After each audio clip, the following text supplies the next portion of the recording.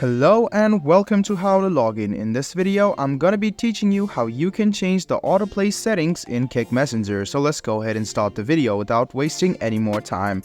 Open up the Kick Messenger app on your phone. The next thing you want to do is click on your profile on the top right hand corner of your screen.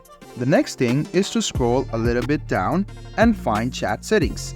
After you click on chat settings, you can see the autoplay video option right below the auto download settings videos. So you can see the auto download videos, right below is autoplay videos. So you can see the Kick may automatically download and play certain videos that are less than 1 MB in size. So you can choose between 3 functions, which are Wi-Fi only, Wi-Fi and cellular, and never play automatic videos. So if you select the first one, which is Wi-Fi only, the videos will be played over Wi-Fi automatically. And if you select Wi-Fi and cellular both will work in playing the videos automatically. And this third option is never play videos automatically if you want to save data and if you don't want any type of disturbances for the videos being played. So you can select this. I hope this video about how you can change the autoplay settings on Kick was helpful for you. If you still have any kind of confusion, please do mention us on the comment section down below. Like the video, subscribe to the channel, and do hit the bell button for more.